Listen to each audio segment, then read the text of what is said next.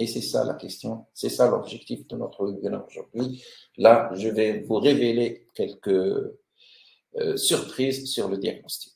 Alors, c'est quoi le diagnostic virtuel? Le diagnostic virtuel, tout simplement, c'est le pass-through. C'est la nouvelle norme de diagnostic. Là, vous sortez de chez vous, vous allez aller ailleurs. Vous allez où? On va vous expliquer. Donc, je vais vous mettre dans une situation vraiment délicate. Vous recevez un véhicule, vous souhaitez accéder à son électronique avec votre outil de diagnostic pour effectuer une lecture des mémoires, de paramètres du véhicule, ou même pour effectuer la remise à zéro d'un voyant de maintenance suite à une petite révision ou un vidange, mais vous ne pouvez rien faire. Un message bizarre, sécurité gateway, qui s'affiche sur l'écran de votre outil et qui vous demande un identifiant et un mot de passe pour accéder. Alors, que se passe-t-il? Tout simplement, l'accès aux données du véhicule vous est refusé par le constructeur. Les passerelles de sécurité dont on a parlé tout à l'heure, les gateways qui sont montés sur le véhicule, sont désormais, donc ils vous font un barrage aux échanges de données entre les calculateurs et les dispositifs OBD, qui passent par la voie OBD. Alors, c'est un problème. En effet, la protection donc, de l'accès au calculateur du véhicule via la prise OBD est assurée par la passerelle de sécurité qui est ce qu'on appelle aussi Gateway ou SGW. Donc voilà, on vous fait stop. Donc vous ne pouvez pas communiquer. Les diagnostics en dehors de la norme OBD sont refusés et une autorisation du constructeur est nécessaire pour permettre un diagnostic complet. Le verrouillage donc, numérique mis en place par les constructeurs automobiles vise à prévenir les attaques des pirates informatiques sur les systèmes des véhicules. C'est vrai. Parce que depuis plusieurs années, les constructeurs automobiles doivent faire face à la cybercriminalité sur leur parcours roulant, avec parfois des conséquences dangereuses, voire graves, pour les propriétaires du véhicule. Effectivement, certains véhicules ont fait l'objet de piratage en cours de conduite, avec dans certains cas une perte de contrôle du véhicule. Alors le conducteur il conduit sa voiture parce qu'elle est bourrée d'électronique avec le système ADAS, le nouveau système implanté sur des véhicules nouveaux intelligents, et notamment des véhicules qui sont autonomes là où il n'y a pas le chauffeur. Le véhicule peut être désorienté et guidé vers un autre endroit par les hackers. Alors, afin de répondre à cette problématique, les nouveaux modèles de véhicules commercialisés en Europe seront équipés dès septembre 2020. Donc, ce que je vous ai dit là, c'est équipé déjà de l'année dernière d'un accès au diagnostic sécurisé. Donc, afin de lutter contre la cybercriminalité, certains constructeurs ont déjà mis en place des verrous électroniques pour protéger leurs véhicules. Donc ici, ils protègent l'accès à l'électronique du véhicule par ce qu'on appelle le gateway. Vous ne pouvez pas accéder par le BSI chez Peugeot, par le gateway chez Volkswagen ou UCH chez Renault. Donc, c'est le constructeur qui vous bloque. Il ne vous donne pas accès en aval des calculateurs, du calculateur intelligent de la passerelle qui est le gateway. Il est donc nécessaire de passer à travers une passerelle de sécurité pour réaliser les différents types de manipulations. Vous pouvez faire l'effacement du code défaut, la remise à zéro des indicateurs de maintenance, le paramétrage, l'apprentissage de certaines fonctions, le calibrage du système ADAS. Alors, cette opération s'appelle le pass-through. Donc, c'est normalisé SAE-J 2534 a été initialisé en Amérique. Alors, c'est quoi le pass-through? Le pass-through, c'est un protocole de communication qui permet, à travers une interface, d'aller chercher les informations chez le constructeur pour diagnostiquer ou télécharger du logiciel et des mises à jour sur le véhicule. Le pass-through donc assure son rôle, c'est d'assurer la protection de l'accès à l'électronique du véhicule via la prise OBD et autorise la communication si l'interface de diagnostic est reconnue, autorisée par le constructeur. Alors, vous devez passer par une inscription chez le constructeur pour que vous serez reconnu. Le dispositif Pass-Through prit naissance en 2004 à partir d'une norme qui est la SAE J2534 en Amérique. Les équipementiers qui fabriquent des outils de diagnostic doivent s'adapter à cette nouvelle procédure en développant donc des interfaces de diagnostic dotées d'une nouvelle architecture rapide, évoluée à 100% compatible au pass-through. Je vous donne un exemple. Anciennement, le linge utilise donc ce connecteur, vous voyez. Maintenant, le nouveau linge, c'est celui-là. Donc, c'est le X431 € Tab 2. Voilà, la nouvelle prise, elle est, je vais vous la montrer, elle n'est plus comme avant. Elle prend cette forme-là. Là, on l'appelle Smartbox 3.0. C'est celle qui vous permettra de passer par le pass-through avec l'autorisation. Et là, on passe du diagnostic local vers le diagnostic virtuel. Donc, l'Europe a imposé le pass-through constructeur à partir de l'Euro 5, de la norme Euro 5, c'est-à-dire depuis 2009. Ainsi, donc l'ensemble de réparateurs indépendants comme vous, vous aurez accès à des données techniques, également à la mise à jour des calculateurs. Si vous êtes inscrit chez les constructeurs, bien sûr. Alors, l'Euro 5 a fait tout ça pour il a imposé donc deux choses. Le libre choix des réparateurs, c'est-à-dire que le client a le droit et le choix d'aller réparer ou entretenir son véhicule là où il souhaite, partout aussi, bien que chez un constructeur ou chez un indépendant. Donc, il ne sera pas forcé d'aller vers le constructeur. Donc, un indépendant, il peut faire la même chose que le constructeur pourra faire, mais c'est un service payant, bien sûr.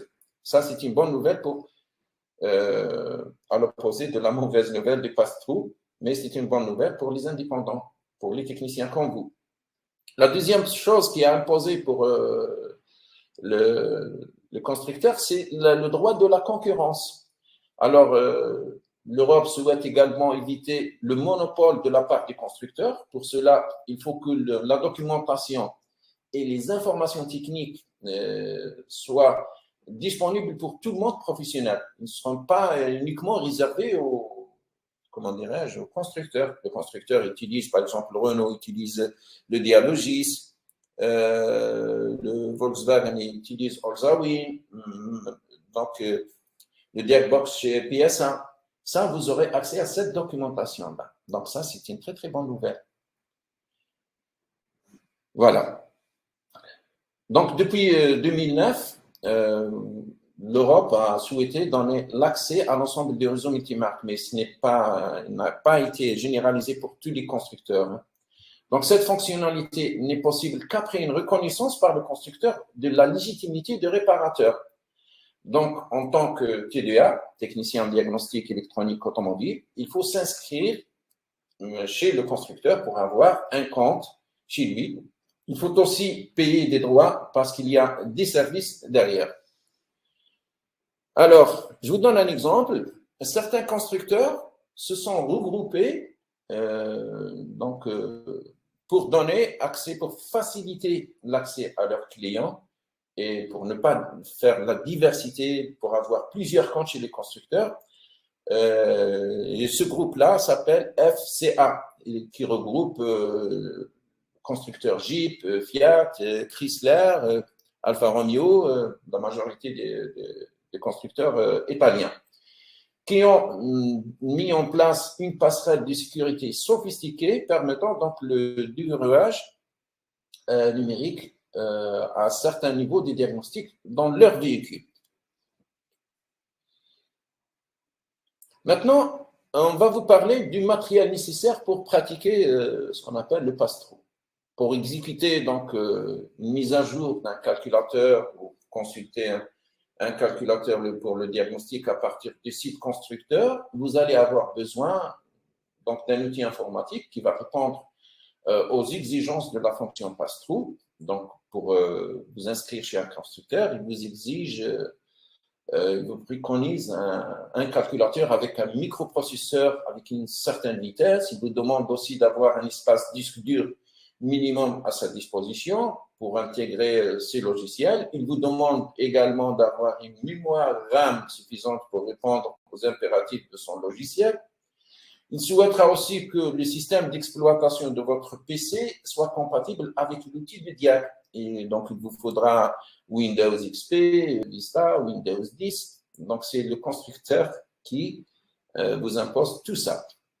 Il va falloir aussi un dispositif de maintien de charge indépendamment de la batterie du véhicule parce que le véhicule doit être maintenu sous une tension stable durant toute la durée de l'intervention, peut-être un téléchargement d'un fichier. Donc, il faut qu'il n'y aura pas des interruptions au niveau de l'alimentation en électricité. Le constructeur vous exige d'avoir une connexion Internet de qualité pour pratiquer le pass-through. Là, c'est un problème pour les pays de tiers-monde, là où l'Internet est assez faible. Il y a un risque que cette opération ne passera pas. Il vous faudra également ce qu'on appelle un VCI, c'est-à-dire un Vehicle Communication Interface, une interface de communication du véhicule, qui soit conforme aux exigences aussi de la norme J2534. Vous devez donc vérifier qu'elle est conforme à cette norme. En général, il y a un marquage qui doit se trouver sur votre VCI. En tout cas, le fournisseur de votre outil de diagnostic va vous assurer qu'il est certifié, donc pass-through. Voilà, le problème est là. Donc, c'est dans le DOIP. Qu'est-ce que c'est le DOIP? Donc, c'est un protocole de diagnostic basé sur la norme ISO 13400, démarré en 2015 chez certains constructeurs. Il permet une circulation des données entre l'outil de diag en série et l'issue avec une vitesse beaucoup plus importante, jusqu'à 100 mégabytes par seconde. Tout à l'heure, on a vu 500 uniquement. Ça veut dire qu'il est, pour le CAN, donc il est à 100 fois 200 fois plus rapide que le CAN. Vous voyez, il s'applique aux véhicules donc d'aujourd'hui et demain, notamment les véhicules autonomes, puisque ces derniers demanderont un gros volume de données en interne et en mode diagnostic. Le DOIP répond donc à ce besoin de débit important. Donc, de nombreux constructeurs automobiles ont déjà intégré cette technologie dans leur production actuelle. Remarquez ici qu'on a commencé, pour voir l'évolution de la technologie, on a commencé au départ dans les années 90 avec le diagnostic en utilisant la Carline avec une vitesse qui est 0,0104 mégabytes par seconde. Et puis venu le CAN High Speed qui a une vitesse de 0,5 mégabytes par seconde. Et aujourd'hui, nous sommes à l'Ethernet qui utilise le DOIP à 100 mégas. Ça, c'est une bonne nouvelle pour la technologie. On espère bien ne pas avoir des problèmes pour nous avec l'Internet qui existe dans nos pays. Voilà, ici, on communique avec le gateway par le protocole DOIP. On laisse toujours le CAN intersystème entre les calculateurs, mais pour communiquer avec le gateway, on utilise la ligne verte là, un protocole de communication rapide qui atteint les 100 mégabytes. Dorénavant, ça sera le protocole de communication pour le pass-through. Donc, on peut le tester aussi la vitesse à travers l'Ethernet U. L'appareil là qui se trouve chez vous. Juste une petite question ici. On sait que le CAN High Speed, comme on l'a dit tout à l'heure, utilise les voies 6 et 14. Alors, quelles sont donc les voies que utilise le DOIP?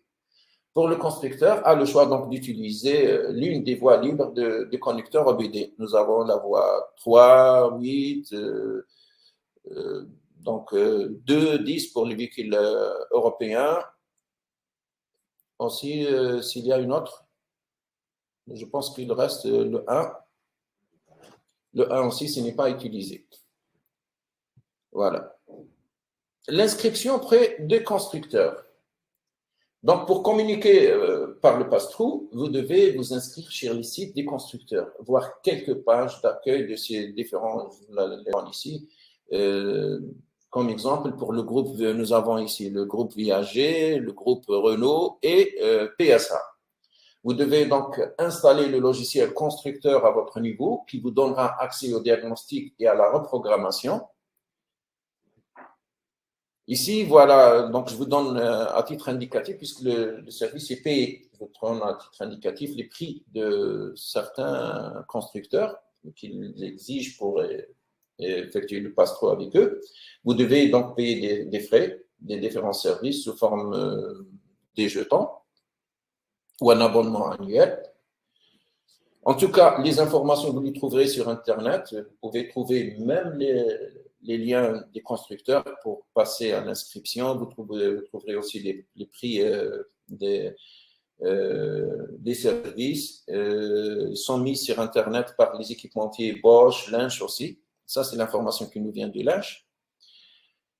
Et maintenant, on va répondre quels sont les outils de diagnostic compatibles au pass-through. La plupart des outils multimarques sur le marché sont compatibles. Donc, ça, il n'y a pas à s'inquiéter. Ceux qui sont restés jusqu'aujourd'hui sont adaptés au pass-through.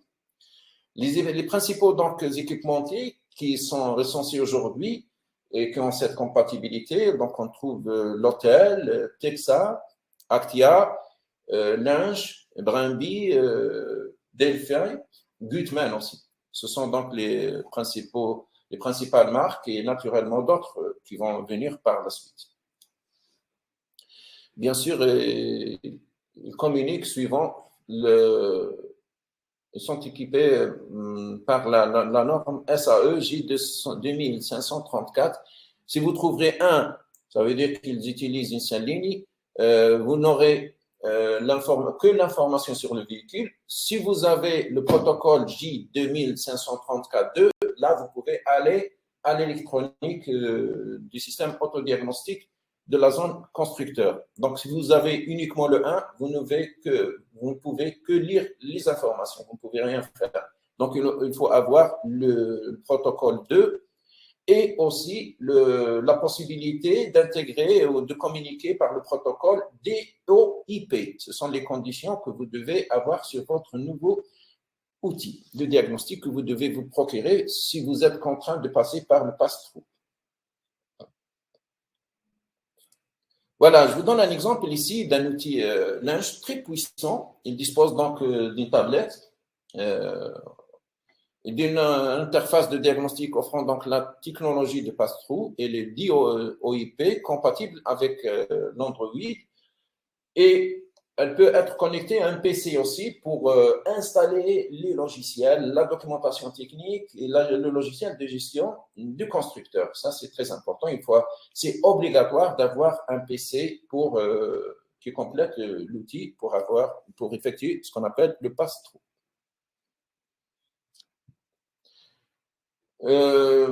Pour le Bosch aussi suit l'événement. Donc, il a répondu au pass-through avec des interfaces de haute technologie.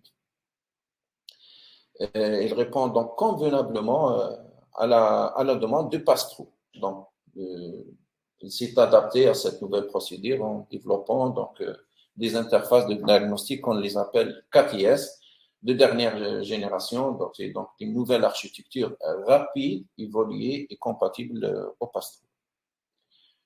Et aussi à l'Internet, au débit d'Internet, protocole DOIP et aux passerelles de sécurité aussi qui se trouvent sur nos véhicules. Maintenant, j'ai eu l'idée donc de vous proposer la visualisation d'une vidéo sur laquelle on va vous montrer, c'est de l'Internet, c'est de YouTube, je l'ai choisi. Donc, c'est un exemple qu'utilise Bosch pour communiquer avec un véhicule Peugeot. Là, vous allez voir un outil qui ressemble à celui-là, Bosch. Normalement, il vous donne, comme avant, donc la zone autodiagnostic limitée uniquement au multimarque, mais là, ça va se convertir, c'est ce qui est très important, vous allez le constater, on va entrer dans la zone constructeur avec l'outil, c'est comme l'outil de constructeur qu'on utilise. C'est comme on utilise celui-là. Et vous allez entrer même dans la documentation du constructeur. C'est ça l'avantage du pass-through. Donc, avec un outil multimarque, vous vous trouverez dans une zone du constructeur, dans la zone chez le constructeur, en passant par ce qu'on appelle le pass-through. C'est ça le diagnostic virtuel. Entre-temps, je lance aussi le chat si vous avez quelque chose à dire.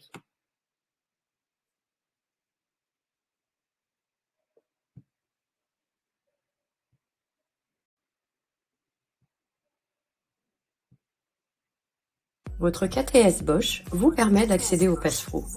Afin de garantir la libre concurrence, le règlement européen numéro 715/2007 impose aux constructeurs de mettre à disposition des réparateurs indépendants les informations de réparation et de maintenance de leurs véhicules via leur site internet. Le pass-through nécessite d'avoir un outil de diagnostic aux normes SAEJ 25341 et 2 et ISO 22900. Votre KTS répond à ces normes. Vous devez également avoir un chargeur de batterie de minimum 90 ampères, une connexion Wi-Fi haut débit et un PC. Vous devez ensuite créer vos identifiants sur les sites constructeurs. Bosch vous accompagne via son portail Euro 5.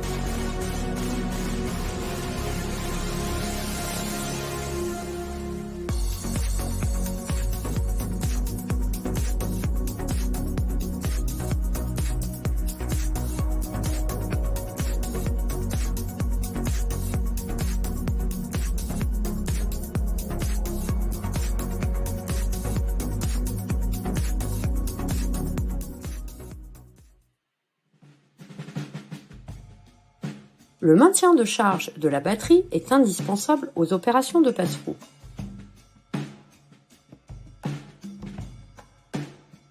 Pour des raisons de sécurité, le PC doit être branché sur secteur. Raccordez ensuite votre KTS à votre PC par câble USB. Puis branchez votre KTS au véhicule via la prise OBD. Démarrez votre PC et basculez EasyTronic 2.0 en mode pass-through.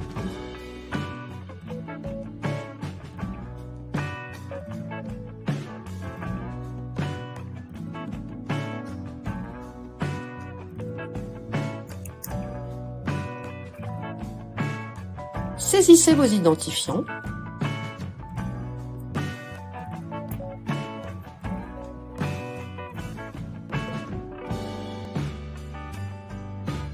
Sélectionnez la marque du véhicule.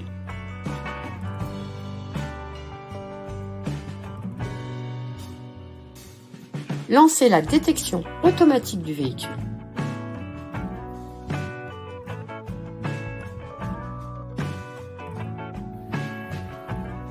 Validez le véhicule proposé. Cliquez sur Valider. Le contrôle de compatibilité VCI est automatique.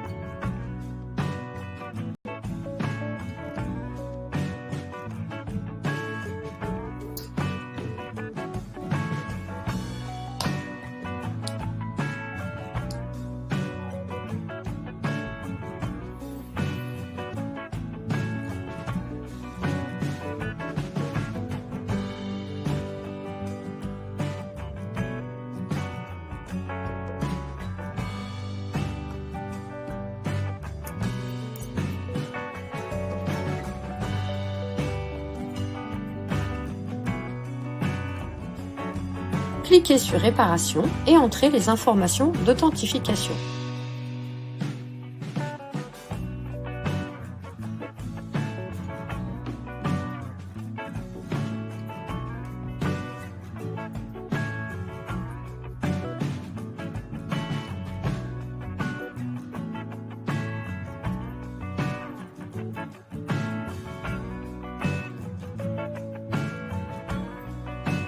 Validez l'achat du jeton constructeur.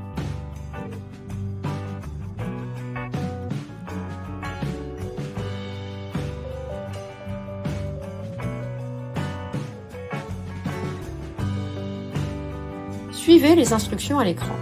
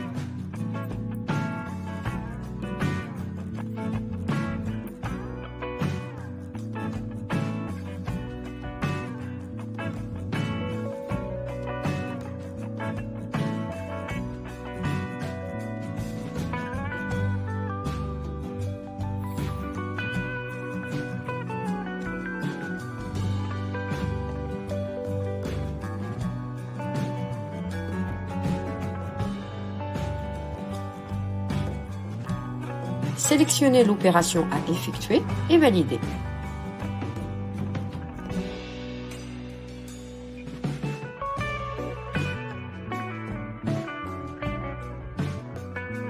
Sélectionnez Lecture des défauts. Revenez en arrière.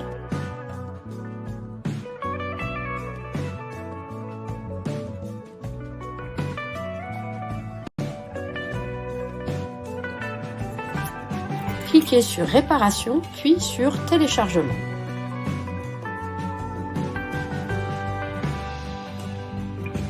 Cliquez ensuite sur Identification téléchargement pour consulter les valeurs.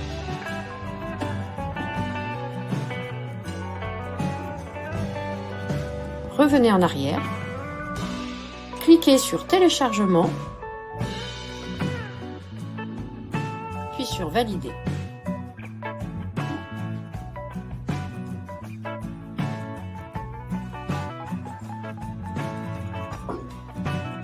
Suivez les instructions à l'écran.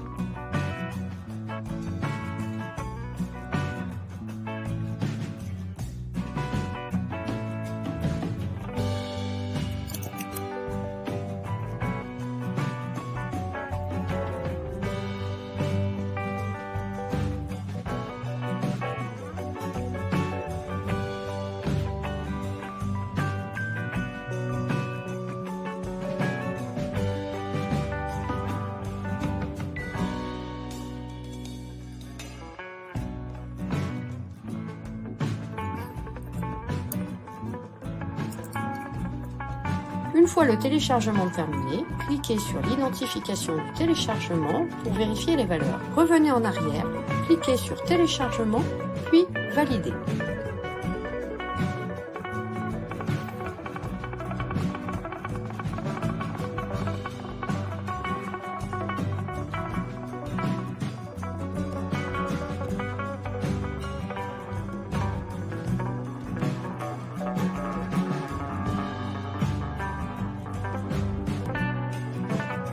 Allez dans le menu Rapport, sélectionnez le véhicule, puis Validez.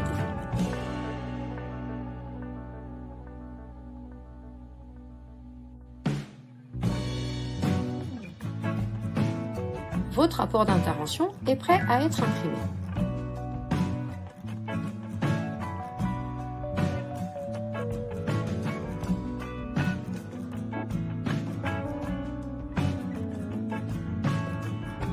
Votre intervention est terminée, vous pouvez quitter l'application de diagnostic.